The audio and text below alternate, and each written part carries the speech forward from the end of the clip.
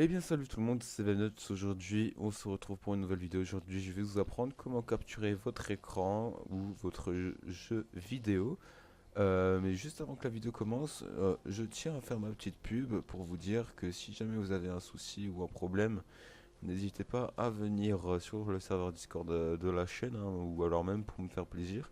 Parce que voilà, si jamais il y a un petit souci ou un problème, vous pouvez venir là-dessus pour me demander tout simplement. Et puis surtout, si on serait un peu plus, ce serait super. Et que comme ça, moi, il y aurait un peu d'activité, on pourrait s'amuser entre nous.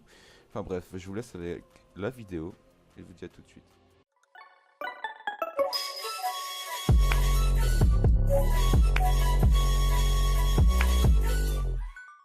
Donc, tout d'abord, vous irez sur le lien qu'il y a en description qui vous emmènera sur le site de OBS. Donc, on va utiliser OBS Studio pour enregistrer notre écran, hein.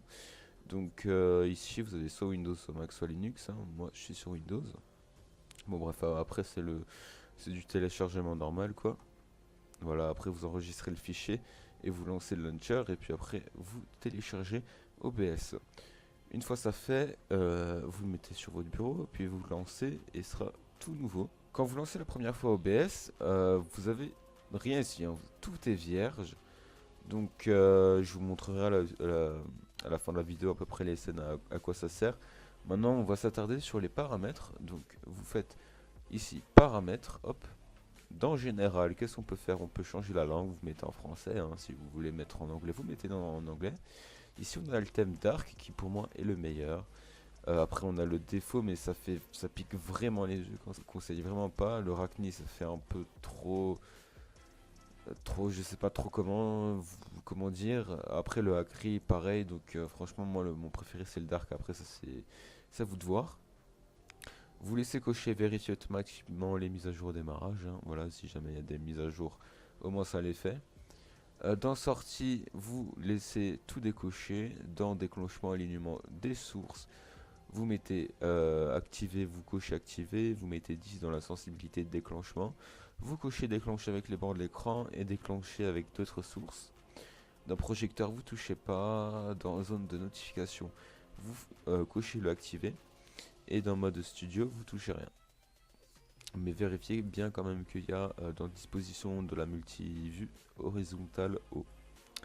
Ensuite, une fois que vous avez modifié, vous faites appliquer.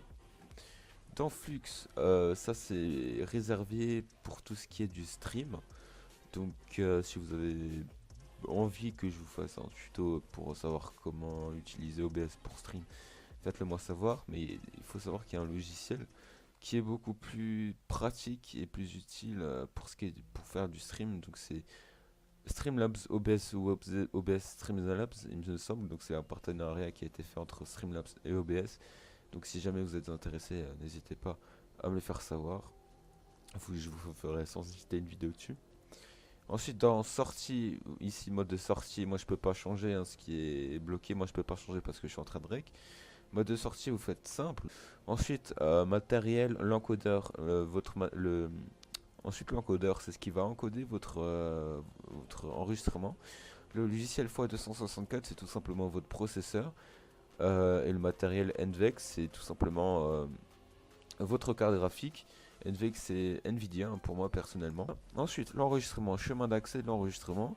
C'est tout simplement où est-ce que vous voulez que votre rush se mette automatiquement une fois que vous arrêtez l'enregistrement. Donc moi c'est sur le bureau et rush vidéo, donc c'est dans un dossier. Vous décochez générer notre fichier dans son espace. Qualité d'enregistrement, donc vous allez le dérouler, hein. Moi je vous conseille haute qualité, taille de fichier moyenne. Donc il y a encore une qualité au-dessus, mais taille de fichier est vraiment très lourde. Et moi, voilà, pour moi, à peu près 5 minutes de rush, il y a déjà quasi 1 giga de poids sur le rush. Donc, quand je vous dis que la qualité d'enregistrement, faut savoir bien gérer, c'est qu'il faut savoir bien gérer parce que après, vos disques durs, il va très vite se remplir si vous stockez beaucoup de rush. Donc, moi, je vous conseille haute qualité, taille du fichier moyenne. Format d'enregistrement MP4, hein, sauf si vous voulez recevoir le rush dans un autre format. Et l'encodeur, une fois ici, ah oui, pardon. Je m'étais trompé, ici c'est essentiellement, c'est en fait ici c'est juste pour le streaming, donc débit vidéo. Vous allez changer, mais c'est juste pour le streaming en fait. Et ici c'est l'enregistrement, donc l'encodeur, bah voilà, c'est exactement ce que je vous ai dit avant, c'est la même chose que pour l'enregistrement, donc le matériel avec NVENC ou avec votre carte graphique ou votre processeur. Ensuite, paramètres personnalisés de mixeur, vous mettez rien et vous activez le tampon de relecture. Ensuite, vous appliquez. Hop, on va aller dans audio et donc là, vous mettez 48 Hz, hein, toujours la meilleure qualité. Canaux stéréo, bien sûr, pour tout stéréo. Par contre, si vous avez un micro assez pourrable, mettez mono, ce sera meilleur. Mais si vous avez un bon micro, mettez stéréo. Ensuite, périphérique audio de bureau, c'est tout simplement, par exemple, si vous enregistrez votre bureau et que vous montrez en même temps une autre vidéo, ben, c'est ce qui va permettre de, euh, de capturer l'audio de votre bureau, de votre PC.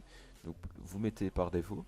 Ensuite, périphérique audio micro auxiliaire, c'est votre microphone. Donc, moi, je l'ai mis par défaut parce que dans mon son ici, mon microphone est défini par défaut, donc j'ai laissé par défaut. Mais si votre microphone n'est pas défini par défaut, vous sélectionnez votre microphone. Hop, appliqué. Ensuite, ici, vous touchez pas. Ensuite, on va dans vidéo. Résolution de base, vous mettez 1901 par 1080, bien sûr. Après, si votre écran ne fait pas du 1920 par 1080, parce que moi c'est la taille de mon écran et la résolution de mon écran, c'est le maximum. Si votre écran a une moins bonne résolution, si vous souhaitez, vous pouvez mettre une résolution plus basse, mais la qualité de l'écran de l'enregistrement sera plus bas. Et résolution de sortie, vous mettez la même chose. Filtrage de la mise à l'échelle, vous mettez binaire, plus rapide mais flou en cas de mise à l'échelle. Valeur de FPS, après ça c'est à vous de choisir, soit vous voulez que ce soit en 60 FPS quand vous allez enregistrer, soit en 30 FPS. Mais il faut encore une fois se dire que quand vous allez enregistrer en 60 FPS, la vidéo sera bien sûr bien plus lourde. Ensuite, encore une fois, vous appliquez. Ensuite, dans les raccourcis clavier, ça c'est comme vous voulez. Moi, j'en ai pas mis parce que comme j'ai un double screen, je peux aller directement sur mon écran de gauche pour arrêter ici ou démarrer l'enregistrement. Mais si vous voulez, vous pouvez définir des touches hein, comme vous voulez. Vous appliquez et avancer. Priorité du processus, vous mettez haute. Vidéo, vous mettez rendu direct 3D 11. De toute manière, il me semble qu'il n'y a que ça comme choix. Donc si vous en avez plusieurs, vous prenez celui-ci. Format couleur NV12. Espace de couleur YUV 601. Gamme de couleur YUV partielle. Dans l'audio, mais vous laissez par défaut. Encore une fois, ça c'est la surveillance audio. Vous cochez désactiver la tonalisation audio de Windows. Enregistrement, vous laissez comme c'est. Retard du stream, après voilà, ça c'est pour le streaming. Reconnexion, voilà, ça après c'est la reconnexion du streaming, donc c'est pas trop de l'enregistrement. Donc voilà, une fois ça fait, une fois vos paramètres définis, je vous félicite, vous avez réussi à paramétrer OBS et c'est prêt à l'enregistrement. Donc du coup les gars, voilà, cette vidéo arrive à sa fin. Donc j'ai pas expliqué à quoi servaient les scènes et les sources, mais bon après il y a beaucoup de tutos sur internet qui expliquent ça. Bon en gros vous créez une scène, voilà vous l'appelez comme vous voulez, et dans cette scène vous aurez des sources, il y aura rien du tout. Vous ferez plus, voilà vous pouvez rajouter une capture d'écran, le capture d'écran capture d'une fenêtre spécifique ou une capture de jeu, vous pouvez même rajouter des images ou webcam. Et donc voilà, vous pouvez faire votre scène et après vous pouvez switch en fait directement depuis ici. Voilà, ici j'appuie sur jeu. Bien sûr là vous avez un écran noir parce que j'ai pas mes jeux d'ouvert. Et voilà, là j'ai re-switch sur tuto, mais après ça sert surtout pour le streaming. Donc bon voilà, si vous êtes intéressé, vous voulez savoir comment utiliser ça, n'hésitez pas à me le faire savoir, je vous ferai une vidéo sans hésiter. Donc sinon sur ce, j'espère que ça vous aura aidé à capturer votre écran de bureau ou de jeu. Et puis voilà, moi sur ce, je vous souhaite à très bientôt. Et surtout, n'oubliez pas de venir sur le serveur Discord. Voilà, bye bye.